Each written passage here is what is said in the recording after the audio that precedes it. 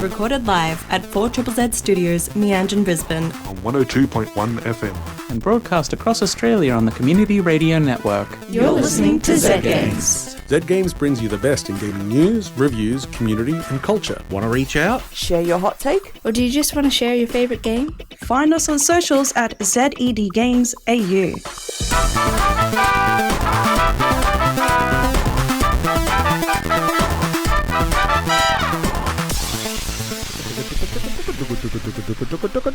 This is Zed Games. I'm your host Paul, and joining me are my good friends Tom and Natalia. The first time you're on the show. I am. Long-term nerd, first time speaking nerd. You've spoken before. But like not separately. I have spoken plenty, just not in front of a microphone about gaming. Oh, well. We're finally listening. Finally inflicting the world is ready for. So tonight's going to be a bit of fun. We are going to do a little bit of a dive into Death Stranding 2, which just came out last week. We will try to remain mostly spoiler-free in that. There's not much story talk, but just be aware with that. That'll be sort of middle section of the show. You'll get plenty. Otherwise, there'll be lots of good music around it and other fun. But, I mean, I guess I could ask how you two are. I am recovering.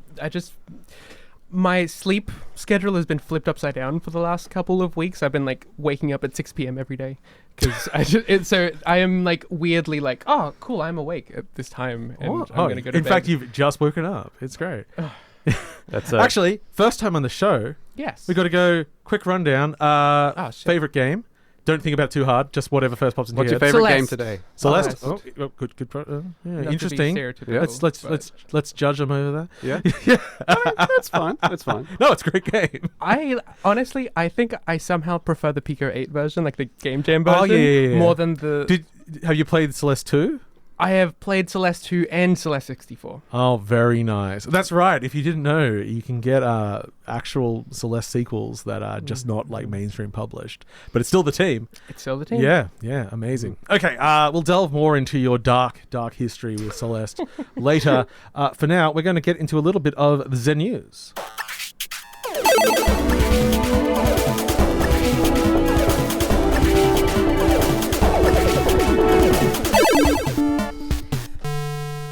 News. There we go. Okay, let's start with some happy news. Microsoft lays off about 4% of its global workforce. Hooray! Yay! Oh, man. It's okay because they're putting a big bet into AI. Oh, so that's robo workers. You can pay them way less than real human beings. I was thinking about like a sort of regulations to stop it. It's like, oh, you're allowed to fire anyone for an AI replacement, but you have to keep paying the person. Oh, interesting. It's like, if you say it's more efficient, it's still better value, isn't it? That's true. Yeah, come on. Yeah, their job becomes keep an eye on the AI. Yeah. Make sure it doesn't get too sassy. Yeah.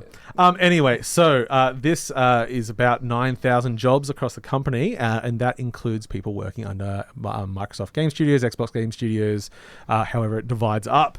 Studios that have been affected, we have had 10% of staff cut from King, which is a little bit surprising because that is Activision's big moneymaker. You think Call of Duty's big? Yeah. You don't know Candy Crush. Rare. I think my mum's on level like 28,000 of Candy Crush and still going. I mean, it is a poker machine. Yeah, it just doesn't have a payout. Yeah, those AdSense though, they add up. Exactly. Rare, ZeniMax, Raven Software, Sledgehammer Games, Halo Studios, and Turn 10 Studios, who make the Forza Motorsport games. Which again, they're not as big as Horizon, but still seems like real solid. But anyway, this has resulted also in the complete closure of the initiative, which Microsoft started about 7 years ago now, and it was going to be their premiere. This is going to be our big studio. This is our version of Naughty Dog. And we're going to make a perfect dark game, which they showed off quite extensively last year with a big gameplay trailer. It was like one of the big hits of the the Xbox Game Showcase. So that game is completely cancelled now. Yep, that's done. It will forever be perfect in our minds, in our hearts. Well, I mean, they've made two perfect dark games so far, and one of them wasn't good. So three. Oh, what was the third? Perfect Dark Game Boy Color. How did that go? I mean, it's pretty good. It's got a rumble pack, which is pretty impressive. It's like I do love isometric stealth. A Game Boy version of like the mainstream games. Like some of the Tony Hawk games, really good and stuff like. Yeah. Anyway, But yeah. yeah. So no Perfect Dark, which is a bummer. Yep. Also, Bethesda's new MMO they've been working on for about 6 or 7 years now themselves. That's been cancelled. And Everwild, the new Rare game that's been worked on for at least 5 years at this point, has also been cancelled. And that has also resulted in the basically resignation, from what we can tell, of Greg Mayles, who has been there for 35 years. Yep. He's been a major designer since like Banjo-Kazooie. Yeah, he was one of the heads through the Banjo-Kazooie. Oh yeah, he's years to before current. that as well. Yeah, I can't remember what his first title. And then also Louise O'Connor, who's been there since Conker. Yeah. Conker's Bad Fur Day. So there can't be very many veterans left at that studio. So yeah. Who needs institutional knowledge anyway, where we can just... Yeah, I think that's the thing that always people forget. It's like, oh yeah, we got rid of all these people. Well, they can go get a job and make games elsewhere. It's like, well, one, the funding is just not there. But two, how long do you think it takes people to start a project when they get a team together? Yeah. That is... Look, you know what? I wouldn't be surprised if Playtonic had a few new acquisitions. Well, they've just laid off most of their workforce. Yeah, but they'll bring back one of the big guys. Maybe that's why they laid everyone off. Oh, so they can afford Greg. This is pure conjecture. Like, there's no basis in this. God, I had some big conjecture planned earlier today, but I can't remember what it was now. It's going to be good. I don't know. Fable gets cancelled or something. Definitely, that's definitely going to happen. Who knows? I mean, that is actually on the cards now. Yeah, if it hasn't been cancelled already. Yeah. I keep forgetting that's supposed to come out. How many years ago was it revealed now? Quite 2, a while. 3, 4? Yeah. It's the Forza Horizon team making that. So fun. Anyway, then our good friend, our t-shirt wearing, jeans sporting friend Phil Spencer sent out a memo, and I'm not going to read any of it because it's just a bunch of placating rubbish saying that, oh yeah, we're doing this so that we're better. It's like, yeah. Our platform, hardware, and game roadmap has never looked stronger. Aside from all the cancelled projects. Oh yeah, there were unannounced cancelled projects as well, and loss of talent, and and I the guess fact when that everything is an Xbox, I guess the future is... Because since the ROG Ally thing got announced, they cancelled their internal handheld they were working on. Yeah. It's like, what do you have anymore? Game Pass? Even if you use Game Pass, which I still say is like a great value. And For now. Maybe just get it when you need it. And then don't keep it as a constant subscription. Anyway, so that's not so good. In other terrible business news... A nice little story this week about Andrew Wilson, the current CEO of EA. He's got a good little pay rise. Good for him. He's been working hard. Yes, it's come along with that the the median pay of the workers at the company has actually dropped in recent years. Well, yeah, it's to match cost of living. Oh, yeah. Well, things are getting cheaper by the day. Yeah. Any day now. Other positive news, Riot Games has announced that they will be allowing esports betting sponsorships on, I think it's level one tier games and everything, because everything good always has to have gambling associated with it. Yes. I mean, I guess you could always argue that it's always been there and has always driven the esports market. It just wasn't official. So I guess now they're getting theirs. They can. Is that positive or negative? I mean, you're getting scammed in the open rather than in the alleyway. Yeah. So, I guess I've had more fun in alleyways than the open. I disagree. I would rather not die in an alleyway, but well, you can die in the open. I would rather die in the open. Yeah. At least I've been witnessed. At least at least someone can be like, yeah, witness me. Witness me. Yeah. No. I mean, the gaming industry has a weird relationship with gambling. Like, you know, EA Sports, like literal pack gambling is fine, but like Bellagio gets like restricted for having gambling aesthetics, pretty much. Well, that's the thing that though like your football club, previously FIFA and stuff, is like it is just gambling, and there's a lot of criminal money that goes through that, filtering it and laundering it and everything. And then it's like, but we've legislated around the aesthetic. It's like, well, the aesthetic's not the gambling part. You can put gambling under anything. Yeah. So, anyway. It's a shame. The casino aesthetic is cool as hell. Oh, what if they ban Sonic? Oh, Casino Zone! Well, that's more pinball based anyway. Yeah, I guess, but there's lots of roulette tables. Anyway, in other news, we had a little mini scandal with the new game The Alters this week, where it became apparent that they had used generative AI for two, but that's more than one.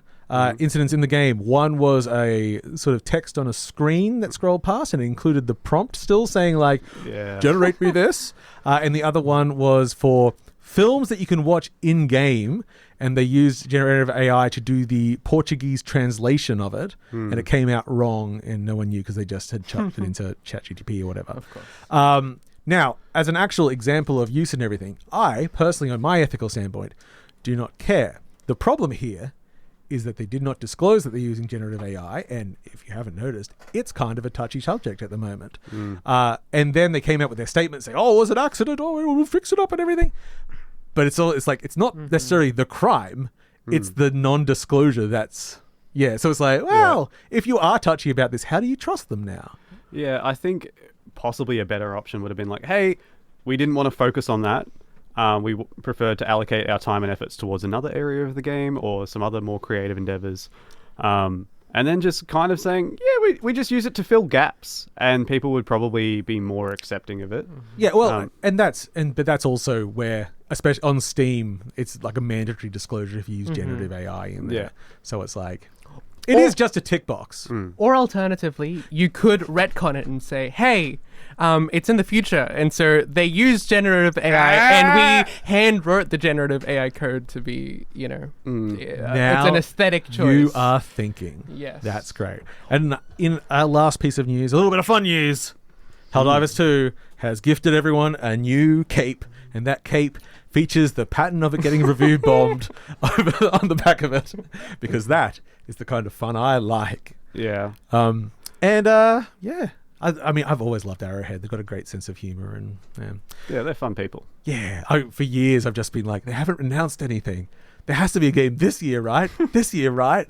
And then they announced Helldivers 2, and I was actually a bit disappointed. And then the game came out, and I wasn't disappointed anymore. Anyway, and upcoming game releases, I couldn't find anything interesting in the next 7 days.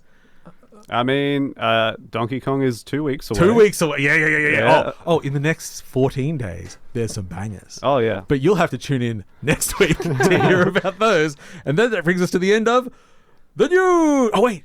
Oh, gosh. I forgot to do my gag. What was your gag? Oh, well, when I'm talking about Microsoft and the terrible thing, I just have a soundbite that I've actually been putting into all my reviews recently. Yeah. And I forgot to do it. Must crush capitalism. Doesn't work out of context. But no, I think people might remember. The news! Excellent. So you're listening to Zed Games, is that it? You're listening to Zed Games. You're listening to Zed Games. Hello, you're listening to Zed Games. You're listening to Zed Games. You're listening to Zed Games. You're listening to Zed Games. You're listening to Zed Games. You're listening to Zed Games. You're listening to Zed Games. You're listening to Zed Games. Perfect. Thank you. And this is Zed Games. I'm Paul. Joining me is Natalia and Tom. And now we are going to talk about Death Stranding. I can't do the review music because it's not a review. We haven't finished it. It's a big game. Yeah, Death Stranding 2 in particular. We will try to keep people in the loop of what on earth Death Stranding is. Death Stranding is the artiest big budget game that exists, I would easily say. It is an excuse for Kojima to bring all his Hollywood friends onto Yes. very, very impressive looking. Kojima has always been obsessed with stars, and that is why this game just stars famous people. That is Hideo Kojima, the director of Metal Gear Solid, the Metal Gear Solid franchise, as well as a couple of other games, but that's the big one. Boktai was one of my favorites. That was the Game Boy Advance game where you kill vampires by using a Game Boy Advance cartridge that absorbs power from the real life sun. So they want you to play the Game Boy Advance outside. Pre-backlight times, that was not great. Yeah, perfect. It was a perfect game. But yeah, anyway, so sorry for derailing, but yeah, Death Stranding 2 is a massive game, and it looks very strange from the outside. Yes. So Death Stranding 2, which is continuing from the end of the first game, unsurprisingly. The general gist, if you are not aware, is that basically there has been sort of an extinction-style event on the world, The people that remain are all separated in cities because if something goes wrong, and we won't get into too much detail, not because we can't tell you, but it's complicated. So it's like people are isolated, but your job is a porter, and so your job is to walk between each place and sort of rejoin society. And that theme continues through to the second game. In fact, the basic concept mechanically, what you're doing is very much the same, except quality of life. Quality of life changes all the time. That would be my big thing, just generally speaking. Feel free to jump in with that. The first like 3 hours of Death Stranding 2 is the first 20 hours of Death Stranding 1. Yeah. Where it's like, this is all the things you do. This is what we're going to get you the tools up really, really fast. You're still just walking, but we're not going to be quite as plodding to get there because it's kind of expecting you've played the first one. That said, if you haven't played the first one, watch a YouTube video. But gameplay-wise, you can jump straight into the second. Yeah. It's not mechanically complex or difficult to get into from the start. But yeah, it is a different game. So a bulk of the gameplay is moving from place to place, be it on foot or on vehicle or on road or any desert. You're other sort of crossing terrain. Yep. And you are carrying, you are delivering cargo. Some people need precious minerals. They need different medicinal equipment. Tissues. That's very funny. As you go along, you can find other delivery items that are not so essential. Like and sometimes those items are actually dropped by other players because while this game is not multiplayer, it has a strong multiplayer component where you can both gift and receive things from other players. If you put an item on the ground, such as there's a chasm and you put a ladder across it, other players, that ladder will appear in their game and they will see it and they'll push a little like button and you'll get some like points. Thumbs up for everyone. But also, you can find someone's ladder and give them a thumbs up.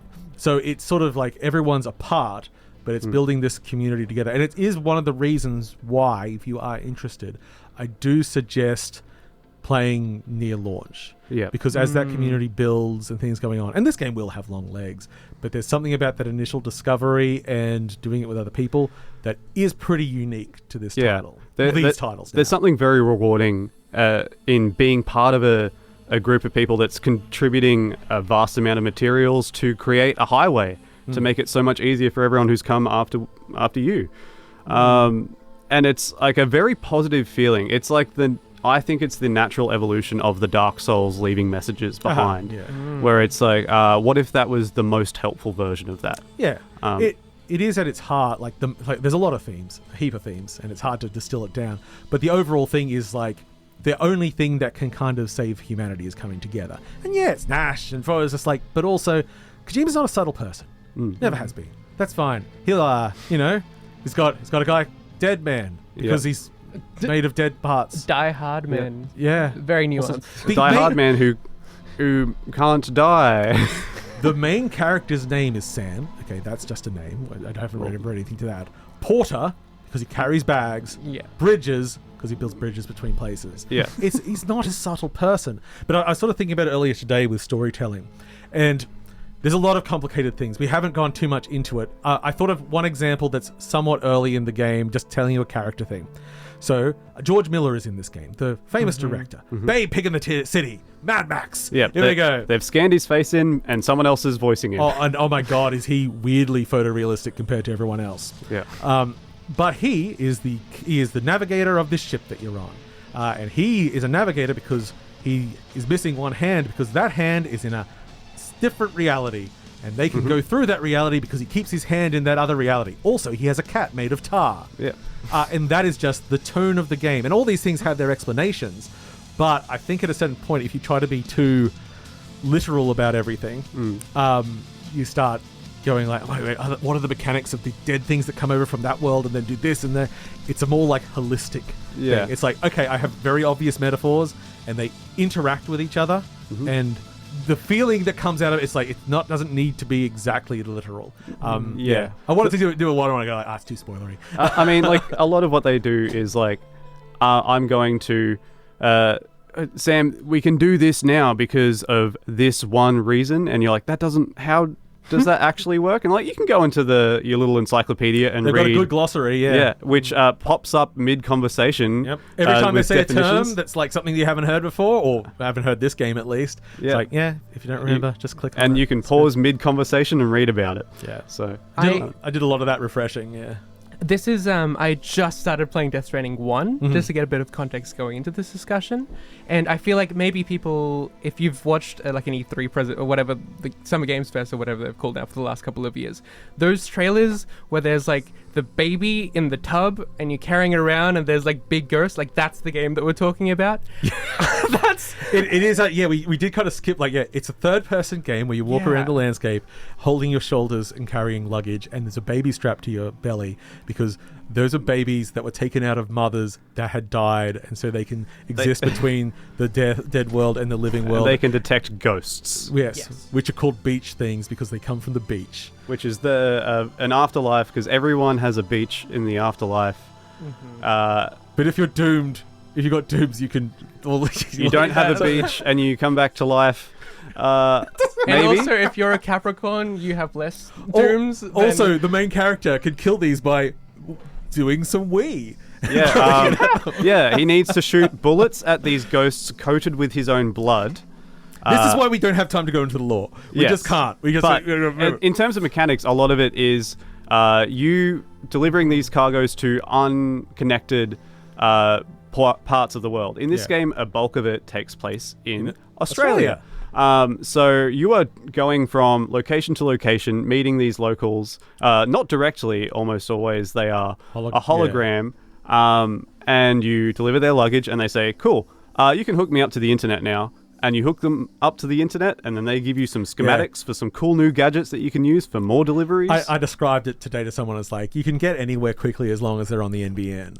And and it's in Australia, the second game. Yeah. You start off in Western Australia, so I haven't got to Brisbane yet. So no, Brisbane must be endgame. Well, I mean, they want to leave the best to last, obviously. Yeah, either that or Tasmania. They're going to have a moment where it's like, how the hell are we supposed to get to Tasmania?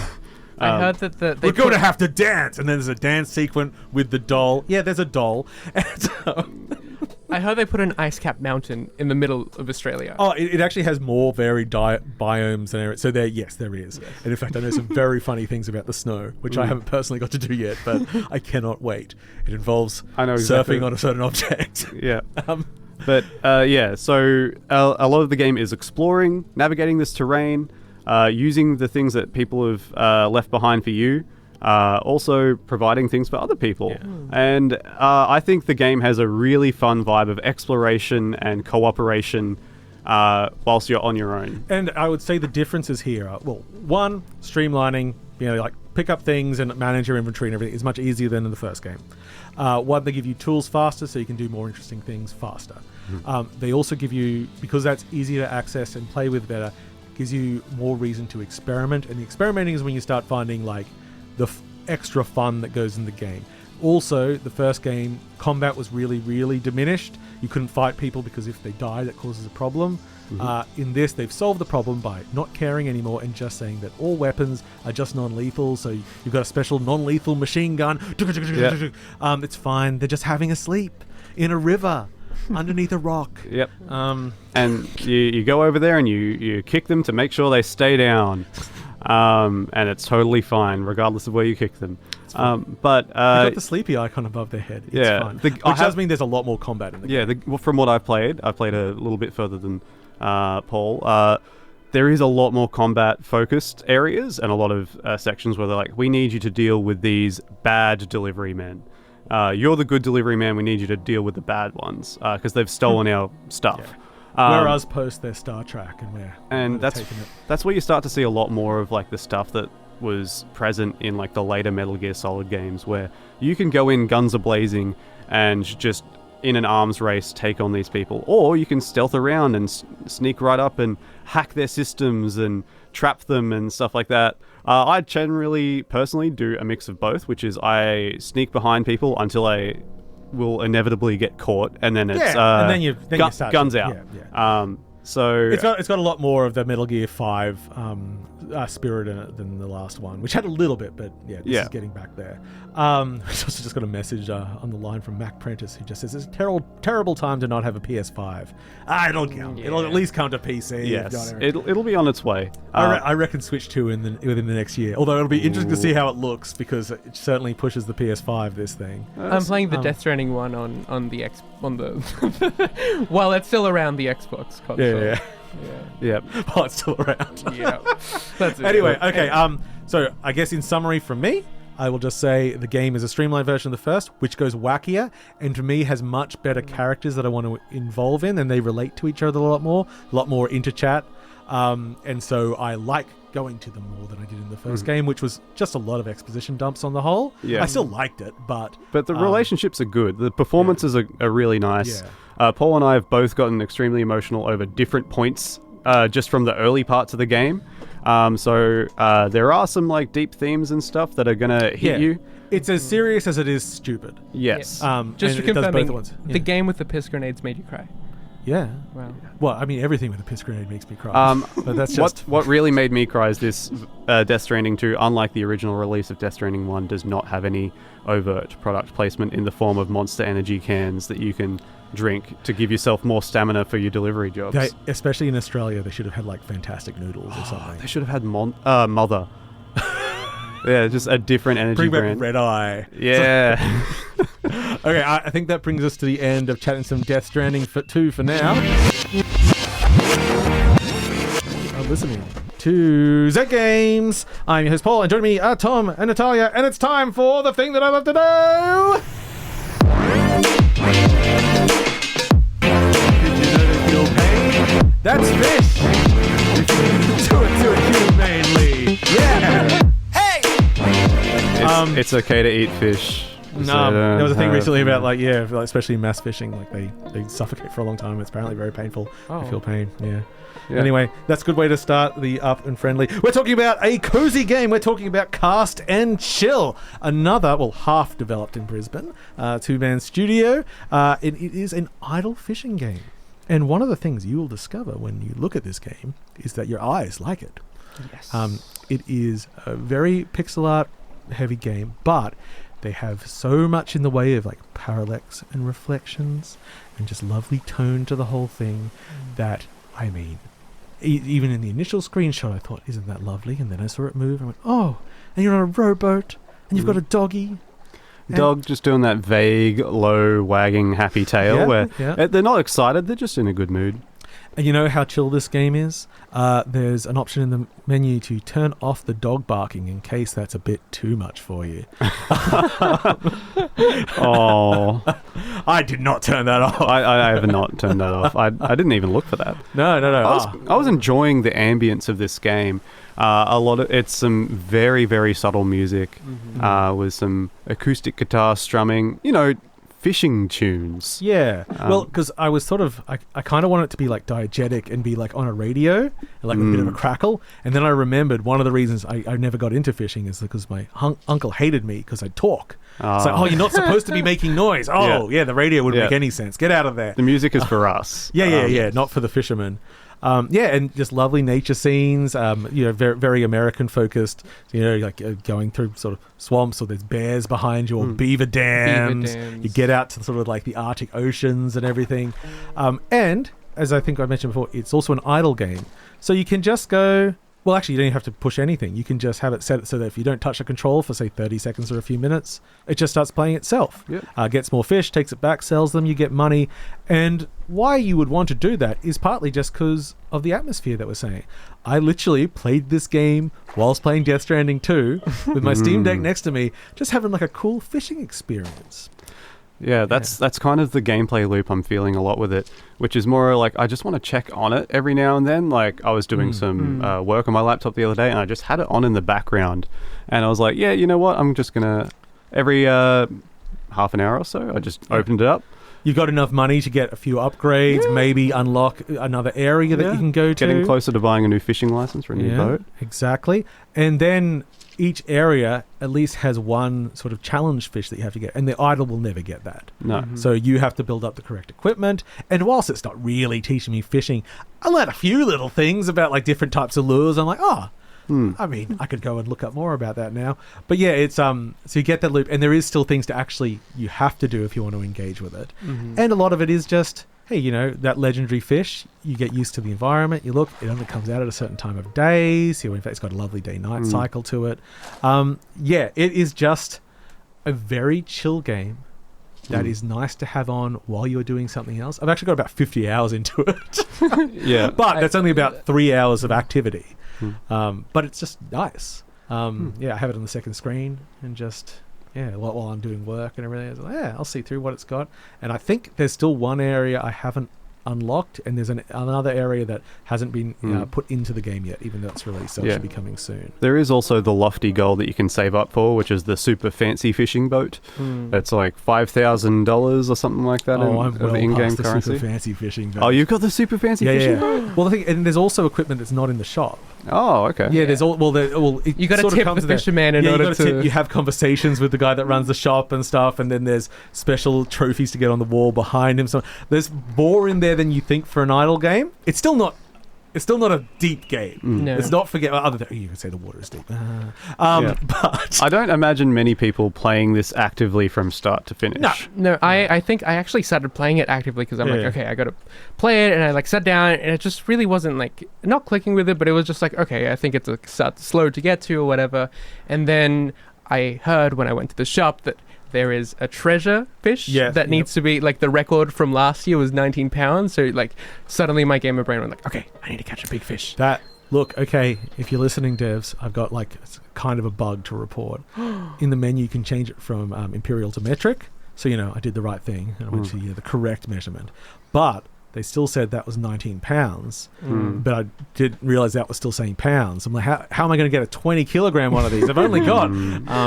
Yeah, so... Hey, look, we do... It's just much harder over here for us in the metric town. Yeah, no, but I think I did really enjoy... I left it on overnight, and I was doing other kind of things, and this morning I was making breakfast with my family, and my little brother came on, and I've been really struggling to, like, I open up my little book to be like, okay, I want to catch this fish, it wants this bobber, I need this fishing rod, and he just came up and he was like, oh, is that a big mouth bass or whatever? And I'm like, he just knows it. And then he caught a big treasure fish, and it was like an exciting kind of moment for us. Like, it's not a hard game, but I think it is rewarding if you just kind of sit with it and sip on your little coffee. Yes. And that brings us to the end of Cost and Joe! You can get it on Steam! And we played the game with code provided by the developers because it's self-published. Fabulous.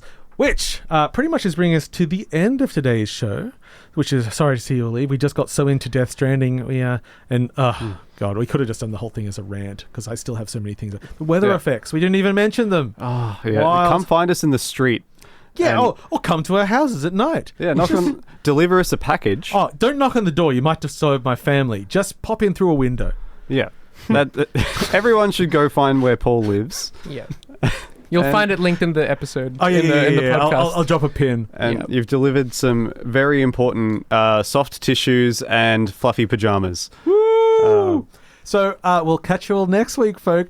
Bye, everybody. See ya. Bye. Well, you know what? I actually have about 10 seconds. So you all said bye so quickly. I was like, Well, it was a pleasure. Hello again. Yeah. Hi. Hello. Thanks for listening to Zed Games. If you'd like to listen to more, you can find us on the Community Radio Plus app Or find us on socials at ZED Games AU. See you next time.